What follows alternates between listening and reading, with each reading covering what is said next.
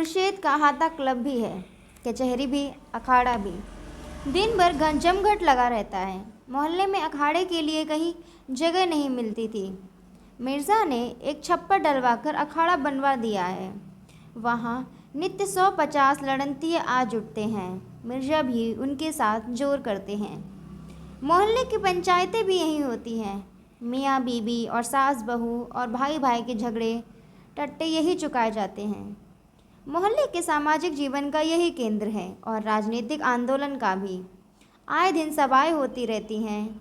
यही स्वयं सेवक टिकते हैं, यही उनके प्रोग्राम बनते हैं, यहीं से नगर का राजनीतिक संचालन होता है। पिछले जलसे में मालती नगर कांग्रेस कमेटी की महानेत्री चुन ली गई। तब से इस स्थान की रौनक और भी बढ़ गई है। गोबर के यहाँ रहते साल भर हो गया। अब वह सीधा साधा ग्रामीण युवक नहीं है। उसने बहुत कुछ दुनिया देख ली और संसार का रंग ढंग भी कुछ कुछ समझने लगा। मूल में वह अब भी देहाती है।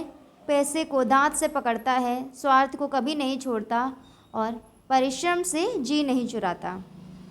न कभी हिम्मत हारता है। लेकिन शहर की हवा उसे भी लग गई है। उसने पहले महीने तो केवल मजूरी की और आधा पेट खाकर थोड़े रुपए बचा लिए। फिर वह कचालू और मटर और दही बड़े की खोजें लगाने लगा। इधर ज़्यादा लाभ देखा तो नौकरी छोड़ दी। गर्मियों में शरबत और बर्फ़ की दुकान उठा दी और गर्म चाय पिलाने लगा। अब उसकी रोज़ाना आमदनी 2.5-3 रुपये से कम नहीं।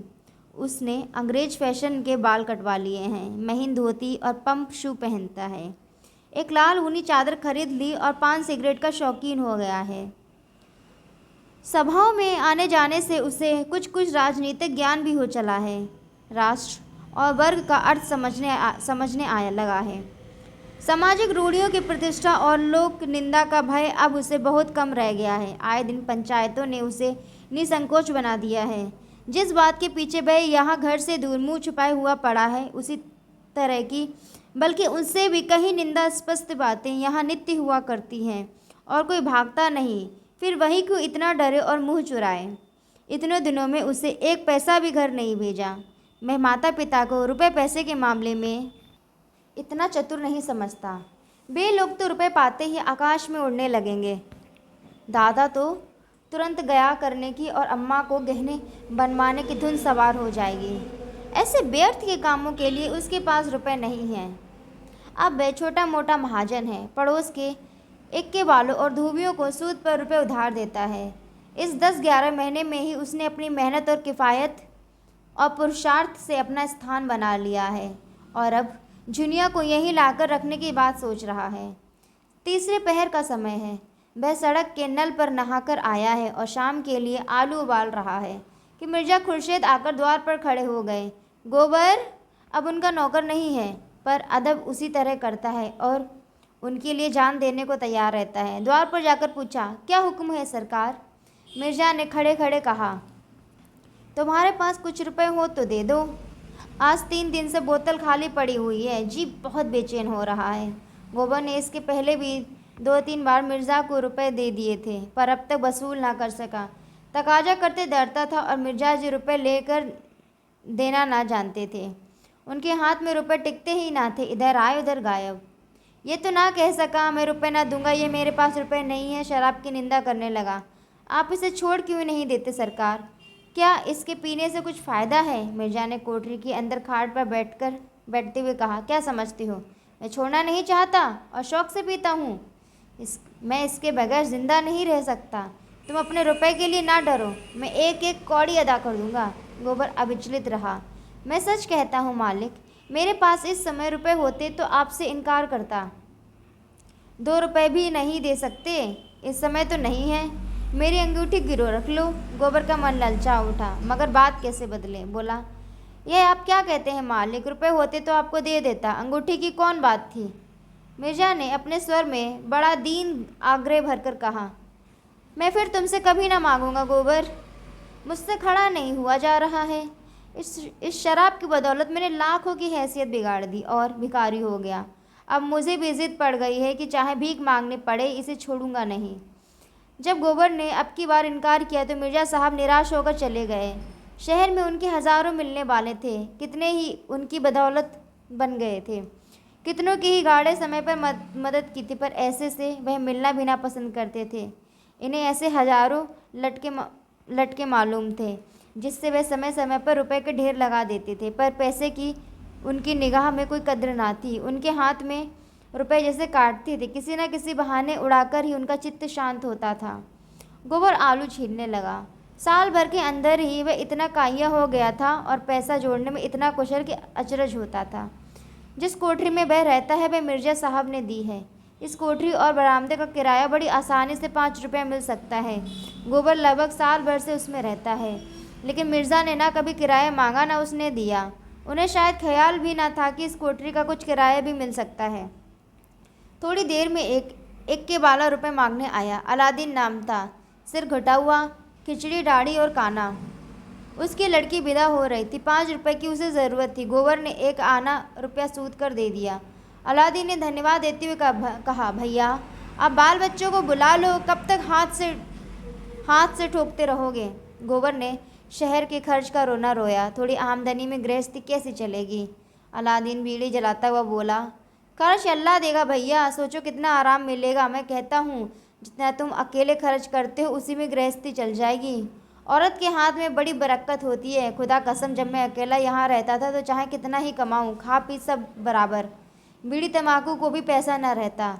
उस पर हैरानी, थके मांदे आओ तो घोड़े को खुलाओ और टहलाओ, फिर नान बाई की दुकान पर दौड़ो। नाक में दम आ गया। जब से घरवाली आ गई उसी कमाई से उसकी रोटियां भी निकल जाती हैं और आराम भी मिलता है। आखिर आदमी आराम के लिए ही तो कमाता है। जब जान खपाकर भी आराम न मिला तो ज़िंदगी की गारत हो गई। मैं तो कहता हूँ तुम्हारी कमाई बढ़ जाएगी भैया। जितनी देर में आलू और मटर उबालते हो उतनी देर में 2-4 प्याले चाय बेच लोगे। अब चाय 12 मास चलती है। रात को लेटोगे तो घरवाली पाँव दबाएगी, सारी थकान मिट जाएगी। यह बात गोबर के मन में बैठ गई। जी उचाट हो गया। अब तो वह झुनिया को लाकर ही रहेगा। आलू चूल्हे पर चढ़े रह गए। उसने घर चलने की तैयारी कर दी, मगर याद आया कि होली आ रही है, इसलिए होली का सामान भी लेता चले। कपड़ लोगों में उत्सवों का दिल खोलकर खर्च करने की जो प्रवृत्ति है वह उसमें भी सजग हो गई। आखिर इसी दिन के लिए तो कौड़ी कौड़ी जोड़ रहा था। वह माँ बहनों और झुनिया के लिए एक एक जोड़ी साड़ी ले जाएगा। होली के लिए एक धोती और एक चादर, सोना के लिए तेल की शीशी ले जाएगा और एक जोड़ा चप्पल, रूपा के लिए जापानी जूतियाँ और झुनिया के लिए एक पिटारी जिसमें तेल, सिंदूर और आईना होगा। बच्चे के लिए टोप और फ्रॉक जो बाजार में बना बनाया मिलता है। उसने रुपए निकाले और बाजार चला। दोपहर तक सारी चीज़ें आ गईं, बिस्तर भी बंध गया। मोहल्ले वालों को खबर हो गई गोबर घर जा रहा है। कई मर्द औरत उसे विदा करने आए। गोबर ने उन्हें अपना घर सौंपते हुए कहा, तुम्हीं लोगों पर छोड़े जाता हूँ, भगवान ने चाहा तो होली के दूसरे दिन लौटूंगा। एक युवती ने मुस्कुराकर कहा, मेहरिया को बिना लिए ना आना, नए घर में ना घुसने पाओगे। दूसरी प्रौढ़ा ने शिक्षा दी, हाँ और क्या, बहुत दिनों तक चूल्हा फूंक चुके, ठिकाने से रोटी तो मिलेगी। गोबर ने सबको राम राम किया। हिंदू भी थे, मुसलमान भी थे, सभी से मित्र भाव था। सब एक दूसरे के दुख दर्द के साथी। रोज़ा रखने वाले रोज़ा रखते थे, एकादशी रखने वाले एकादशी, कभी कभी विनोद भाव से एक दूसरे पर छींटे भी उड़ा लेते थे। गोबर अलादीन की नमाज को उठा पैठी कहता। अलादीन पीपल के नीचे स्थापित सैकड़ों छोटे छोटे शिवलिंगों को बटकरे बताता। लोक सांप्रदायिक द्वेष का नाम भी न था। गोबर घर जा रहा है, सब उससे हंसी खुशी विदा करना चाहते हैं। इतने में भूरे एक्का लेकर आ गया। अभी दिन भर का धाबा मारकर आया था। खबर मिली गोबर जा रहा है, वैसे ही एक्का उधर फेर दिया। घोड़े ने आपत्ति की, उसे कई चाबुक लगाए। गोबर ने एक्के पर सामान रखा, एक्का बढ़ा। पहुंचने वाले गली के मोड़ तक पहुंचाने आए। तब गोबर ने सबको राम राम किया और एक्के पर बैठ गया। सड़क पर एक्का सर पर दौड़े जा रहा था। गोबर घर जाने की खुशी में मस्त था। भूरी उसे घर पहुंचाने की खुशी में मस्त था और घोड़ा था पानीदार। घोड़ा चला जा रहा था। बात की बात में स्टेशन आ गया। गोबर ने प्रसन्न होकर 1 रुपया कमर से निकालकर भूरे की तरफ बढ़ाकर कहा, लो घर वालों के लिए मिठाई लेते जाना। भूरे ने कृतज्ञता भरे तिरस्कार से उसकी ओर देखा। तुम मुझे गैर समझते हो भैया। एक दिन ज़रा एक्के पर बैठ गए तो मैं तुमसे इनाम लूँगा। जहाँ तुम्हारा पसीना गिरे वहाँ खून गिराने को तैयार हूँ। इतना छोटा दिल नहीं पाया है। और ले भी लो तो घरवाली मुझे जीता छोड़ेगी। गोबर ने फिर कुछ न कहा। लज्जित होकर अपना असबाब उतारा और टिकट लेने चल दिया। फागुन अपनी झोली में नवजीवन की विभूति लेकर आ गया था। आम के पेड़ दोनों हाथों से बौर की सुगंध बांट रहे थे और कोयल आम की डालियों में छिपी हुई संगीत का गुप्तदान कर रही थी। गांवों में ऊख की बुवाई लग गई। अभी धूप नहीं निकली पर होरी खेत में पहुंच गया है। धनिया, सोना और रूपा तीनों तलैया से ऊख के भीगे हुए गट्टे निकाल निकाल कर खेत में ला रही हैं और होरी गड़ासे से ऊख के टुकड़े कर रहा है। अब वह दाता दिन की मजदूरी करने लगा है। किसान नहीं है, मजदूर है। दाता दिन से अब उसका पुरोहित जजमात का नाता नहीं, मालिक मजदूर का नाता है। दाता दिन ने आकर डांटा। हाँ तो फुर्ती से चलाओ होरी, इस तरह तो तुम दिन भर में ना काट सकोगे। होरी ने आहत अभिमान के साथ कहा। चला ही तो रहा हूँ महाराज, बैठा तो नहीं हूँ। दाता दिन मजदूरों से रगड़ कर काम लेते थे, इसलिए उनके यहाँ कोई मजदूर टिकता न था। होरी उनका स्वभाव जानता था पर जाता कहाँ। पंडित उसके सामने खड़े होकर बोले, चलाने चलाने में भेद है। एक चलाना वह है कि घड़ी भर में काम तमाम, दूसरा चलाना वह है कि दिन भर में भी एक बोझ ऊख ना कटे। होरी ने विष का घूंट पीकर और जोर से हाथ चलाना शुरू किया।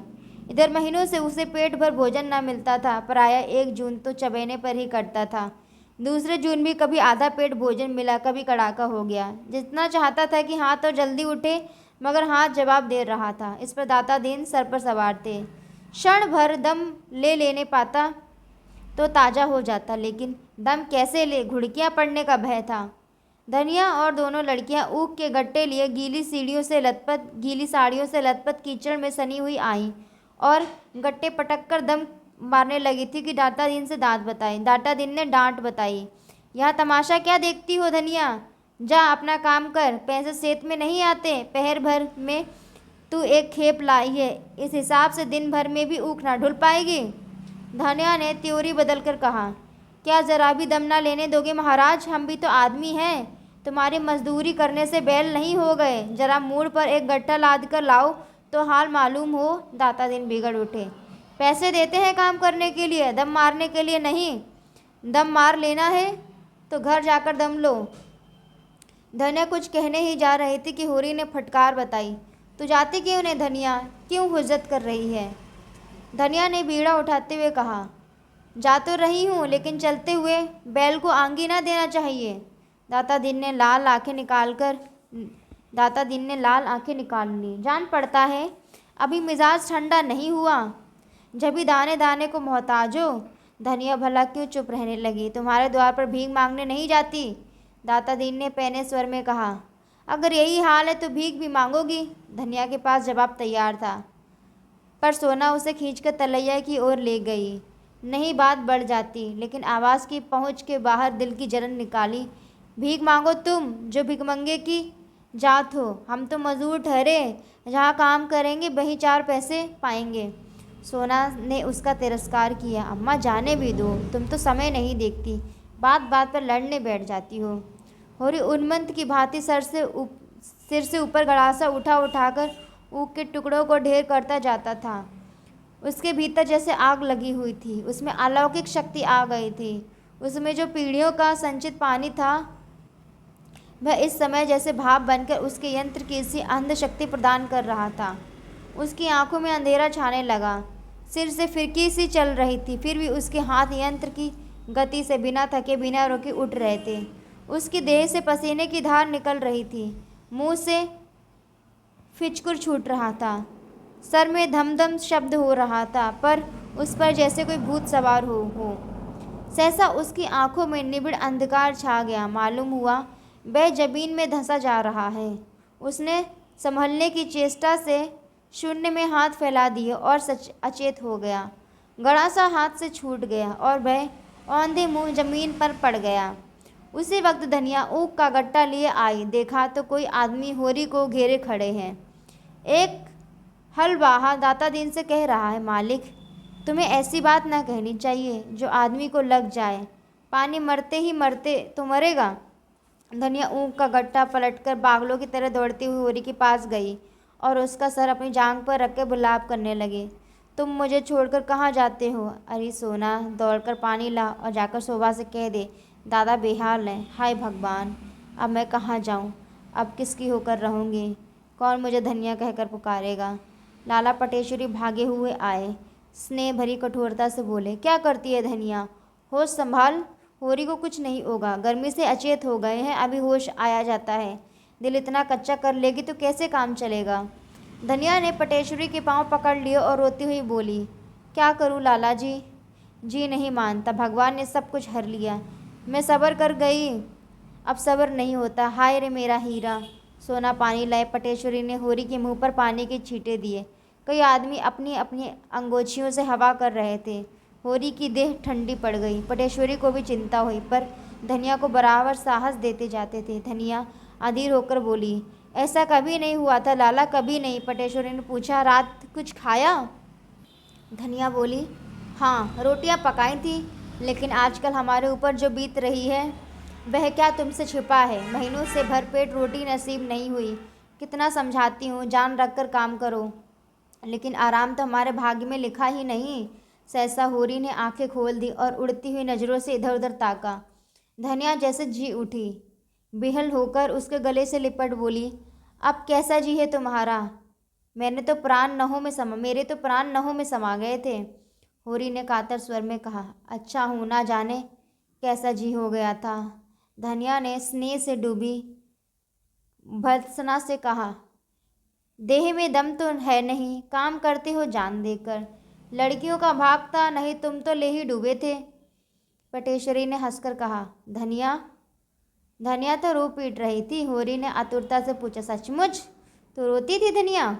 धनिया ने पटेश्वरी के पीछे ढकेल कर कहा, इन्हें बकने दो, तुम पूछो वह क्यों कागज छोड़कर घर से दौड़े आए थे। पटेश्वरी ने चिढ़ाया, तुम ही हीरा हीरा कहकर रोती थी, अब लाज के मारे मुकरती है? छाती पीट रही थी। होरी ने धनिया को सजल नेत्रों से देखा, पगली पगली है और क्या, अब ना जाने कौन सा सुख देखने के लिए मुझे जिलाए रखना चाहती है। दो आदमी होरी को टिकाकर घर लाए और चारपाई पर लिटा दिया। दादा दिन तो कुड़ रहे थे कि बुआई में देर हुई जाती है, पर माता दिन इतना निर्दयी ना था। दौड़कर घर से गर्म दूध लाया और एक शीशी में गुलाब जल भी लेता आया, और दूध पीकर होरी में जैसे जान आ गई। उसी वक्त गोबर एक मजदूर के सर पर अपना सामान लादे आता दिखाई दिया। गांव के कुत्ते पहले तो भूखते हुए उसकी तरफ दौड़े, फिर दुम हिलाने लगे। रूपा ने कहा, भैया आए, और तालियां बजाती हुई दौड़ी। सोना भी 2-3 कदम आगे बढ़ी, पर अपने उहा को भीतर ही दबा गई। 1 साल से उसका यौवन कुछ और संकोचशील हो गया था। झुनिया भी घूंघट निकाले द्वार पर खड़ी हो गई। गोबर ने माँ बाप के चरण छुए और रूपा को गोद में उठाकर प्यार किया।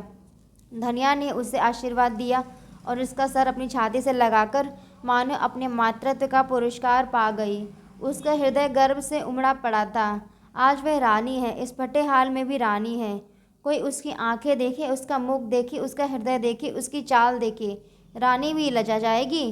गोबर कितना बड़ा हो गया है और पहन ओढ़कर कैसा भला मानस लगता है। धनिया के मन में कभी अमंगल की शंका न हुई थी। उसका मन कहता था गोबर कुशल से है और प्रसन्न है। आज उसे आंखों देखकर मानो उसके जीवन में धूल धक्कड़ में गुम हुआ रत्न मिल गया है। मगर होरी ने मुंह फेर लिया था। गोबर ने पूछा, दादा को क्या हुआ है अम्मा? धनिया घर का हाल कहकर उसे दुखी न करना चाहती थी। बोली, कुछ नहीं बेटा, जरा सर में दर्द है। चलो कपड़े उतारो, हाथ मुँह धो। कहाँ थे तुम इतने दिन? भला इस तरह कोई घर से भागता है? और कभी एक चिट्ठी तक ना भेजी। आज साल भर के बाद जाके सुधी ली है। तुम्हारी राह देखते देखते आंखें फूट गईं। यही आशा बंधी रहती थी कि कब वह दिन आएगा और कब तुम्हें देखूंगी। कोई कहता था मिर्च भाग गया, कोई डमरा टापू बताता था। सुन सुनकर जान सूख जाती थी। कहाँ रहे इतने दिन? गोबर ने शर्माते हुए कहा, कहीं दूर नहीं गया था अम्मा, यहीं लखनऊ में तो था। और इतने सारे नियरे रहकर भी एक चिट्ठी ना लिखी। उधर सोना और रूपा भीतर गोबर का सामान खोलकर चीज़ों का बाट बखरा करने में लगी हुई थी, लेकिन झुनिया दूर खड़ी थी। उसके मुख पर आज मान का शोक रंग झलक रहा है। गोबर ने उसके साथ जो व्यवहार किया, आज वह उसका बदला लेगी। आसामी को देखकर महाजन उससे वह रुपए वसूल करने को भी व्याकुल हो रहा है जो उसने बत्ते खाटे में डाल दिए थे। बच्चा उन चीज़ों को लपक रहा था और चाहता था सबका सब मुंह में डाल ले, पर झुनिया उसे गोद से उतरने ना देती थी। सोना बोली, भैया तुम्हारे लिए ये ना कंघी लाए हैं भाभी। झुनिया ने उपेक्षा भाव से कहा, मुझे ये ना कंघी ना चाहिए, अपने पास रखे रहे। रूपा ने बच्चे की चमकीली टोपी निकाली। ओहो, यह तो चुन्नू की टोपी है, और उसे बच्चे के सर पर रख दिया। झुनिया ने टोपी उतारकर फेंक दी और सहसा गोबर को अंदर आते देखकर मैं बालक को लिए कोठरी में चली गई। गोबर ने देखा सारा सामान खुला पड़ा है। उसका जी तो चाहता है पहले झुनिया से मिलकर अपना अपराध क्षमा कराए, लेकिन अंदर जाने का साहस नहीं होता। वहीं बैठ गया और चीज़ें निकाल निकाल कर रूपा को देने लगा, मगर रूपा इसलिए फूल गई थी कि उसके लिए चप्पल क्यों नहीं लाए, और सोना उसे चिढ़ाने लगी, तू क्या करेगी चप्पल लेकर, अपनी गुड़िया से खेल, हम तो तेरी गुड़िया देखकर नहीं रोते, तू मेरी चप्पल देखकर क्यों रोती है। मिठाई बांटने की जिम्मेदारी धनिया ने अपने ऊपर ली। इतने दिनों के बाद लड़का कुशल से घर आया है, वह गांव भर में बैना बंटवाएगी। एक गुलाब जामुन रूपा के लिए ऊँट के मुंह में जीरे के समान था। मैं चाहती थी हांडी उसके सामने रख दी जाए, वह कूद कूद खाए। अब संदूक खुला, उसमें से साड़ियाँ निकलने लगी। सभी किनारदार थीं, जैसे पटेश्वरी लाला के घर में पहनी जाती हैं, मगर हैं बड़ी हल्की। ऐसी महीन साड़ियाँ भला के दिन चलेंगी। बड़े आदमी जितनी महीन साड़ियाँ चाहे पहने, उनकी मेहरियाँ तो बैठने और सोने के सिवा और कौन काम है। यहाँ तो खेत खलियान सभी कुछ है। अच्छा, होरी के लिए धोती के अतिरिक्त एक दुपट्टा भी है। धनिया प्रसन्न होकर बोली, यह तुमने बड़ा अच्छा किया बेटा। इनका दुपट्टा बिल्कुल तार तार हो गया था। गोबर की उतनी देर में घर की परिस्थिति का अंदाजा हो गया। धनिया की साड़ी में कई पैबंद लगे हुए थे। सोना की साड़ी सर पर फटी हुई थी और उसमें से बाल दिखाई दे रहे थे। रूपा की धोती में चारों तरफ झालरें सी लटक रही थी। सभी के चेहरे रूखे, किसी की देह पर चिकनाहट नहीं। जिधर देखो विपन्नता का साम्राज्य था। लड़कियां तो साड़ियों में मग्न थी। धनिया को लड़के के लिए भोजन की चिंता हुई। घर में थोड़ा सा जौ का आटा सांझ के लिए संच कर रखा हुआ था। इस वक्त तो चबेनी पर कटती थी, मगर गोबर, अब वह गोबर थोड़े ही है, उससे जौ का आटा खाया भी जाएगा। परदेश में ना जाने क्या क्या खाता पीता रहा होगा। जाकर दुलारी की दुकान से गेहूं का आटा, चावल, घी उधार लाई।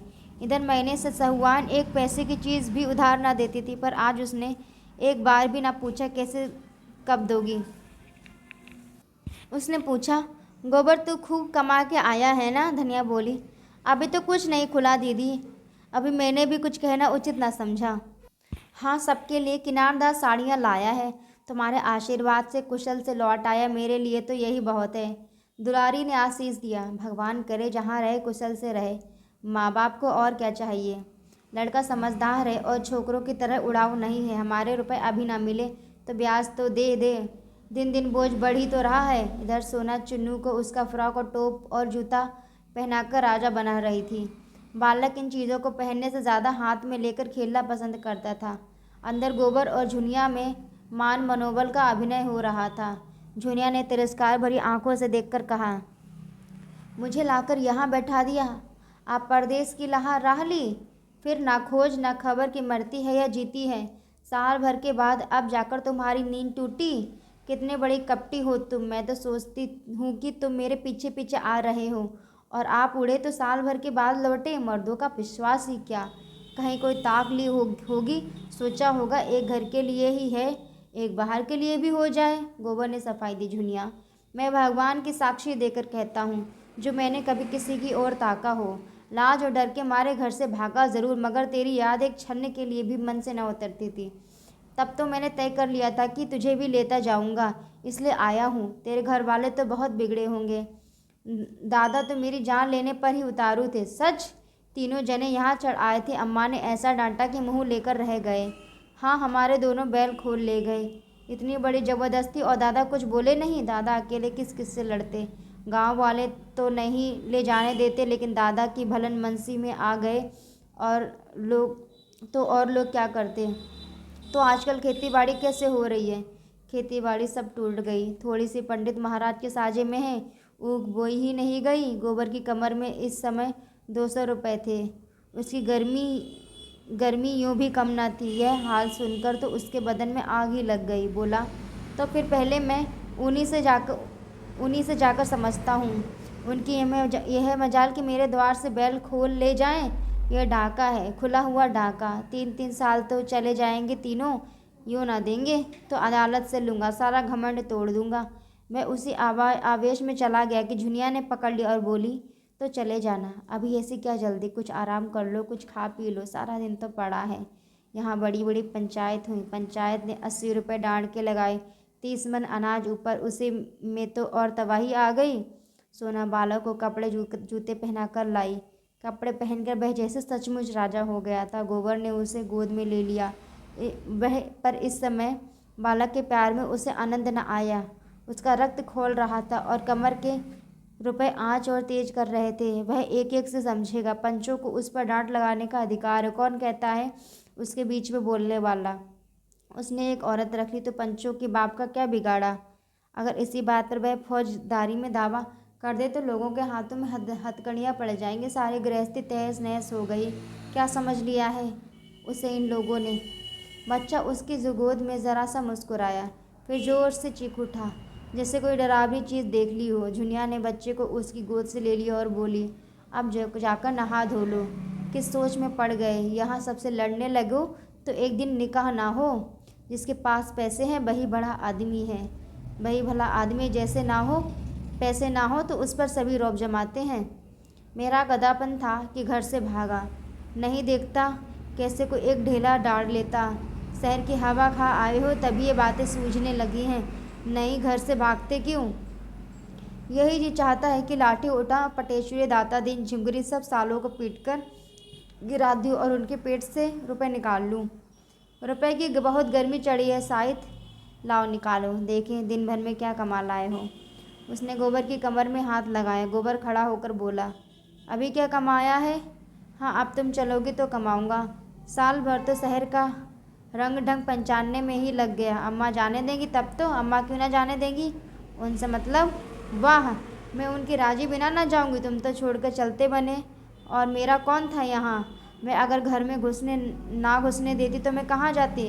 जब तक जीऊँगी उनका जस गाऊँगी। और तुम भी क्या परदेश ही करते रहोगे। और यहाँ बैठकर क्या करूँगा। कमाओ और मरो, इसके सिवा यहाँ और क्या रखा है। थोड़ी सी अकल हो और आदमी काम करने से ना डरे तो वह भूखों नहीं मर सकता। यहाँ तो अकल कुछ काम ही नहीं करती। दादा क्यों मुँह फुलाए हुए हैं। अपने भाग बखानों की मुँह फुलाकर छोड़ देते हैं। तुमने उपद्रव तो इतना बड़ा किया था कि उस क्रोध में जा पाते तो मुँह लाल कर देते। तो तुम्हें भी खूब गालियाँ देते होंगे। कभी नहीं, भूल कर भी नहीं। अम्मा तो पहले बिगड़ी थी, लेकिन दादा ने तो कभी कुछ नहीं कहा। जब बुलाते हैं बड़े प्यार से। मेरा सिर भी दुखता है तो बेचैन हो जाते हैं। अपने बाप को देखते हैं तो मैं इन्हें देवता समझती हूँ। अम्मा को समझाया करते हैं, बहू को कुछ ना कहना, तुम्हारे ऊपर सैकड़ों बार बिगड़ चुके हैं। इसे घर में बैठाकर आप न जाने कहाँ निकल गया। आजकल पैसे की तंगी है। ऊख के रुपए बाहर ही बाहर उड़ गए। अब तो मजूरी करनी पड़ती है। आज बेचारे खेत में बेहोश हो गए। रोना पीटना मच गया, तब से पड़े हैं। हाथ मुँह धोकर और खूब बाल बनाकर गोबर गांव की दिग्विजय करने निकला। दोनों चाचाओं के घर जाकर राम राम कर आया, फिर मित्रों से मिला। गांव में कोई विशेष परिवर्तन न आया था। हाँ, पटेश्वरी की नई बैठक बन गई थी और जिगरू सिंह ने दरवाजे पर नया कुआं खुदवा लिया था और गोबर के मन में विद्रोह और भी ताल ठोकने लगा। जिससे मिला उसने उसका आदर किया और युवकों ने तो उसे अपना हीरो बना लिया था। उसके साथ लखनऊ जाने को तैयार हो गए। साल ही भर में वह क्या से क्या हो गया था। सहसा झुंगरी सिंह अपने कुएं पर नहाते हुए मिल गए। गोबर निकला, मगर न सलाम किया न बोला। वह ठाकुर तो दिखा देना चाहता था, मैं तुम्हें कुछ नहीं समझता। झुंगरी सिंह ने खुद ही पूछा, कब आए गोबर, मज़े में तो रहे, कहीं नौकर थे लखनऊ में। गोबर ने हेकड़ी के साथ कहा, लखनऊ गुलामी करने नहीं गया था। नौकरी है तो गुलामी। मैं व्यापार करता था। ठाकुर ने कतूहल भरी आंखों से उसे सर से पांव तक देखा। कितना रोज पैदा करते थे। गोबर ने छुरी को भाला बनाकर उसके ऊपर चलाया। यही कोई 2.5-3 रुपये मिल जाते थे। कभी चटक गई तो 4 भी मिल गए। इससे बेसी नहीं। झिंगुरी सिंह नोच खचोट करके 25-30 से ज़्यादा ना कमा पाते थे, और वह गंवार लौंडा 100 रुपये कमाने लगा। उसका मस्तक नीचा हो गया। अब किस दावे से उस पर रौब जमा सकते थे? वर्ण में वह ज़रूर ऊंचे हैं, लेकिन वर्ण कौन देखता है? उससे स्पर्धा करने का यह अवसर नहीं है। अब तो उसकी चिरौरी करके उसके कुछ काम निकाला जा सकता है। बोले, इतनी कमाई कम नहीं है बेटा जो खर्च करते बने। गांव में 3 आने भी नहीं मिलते।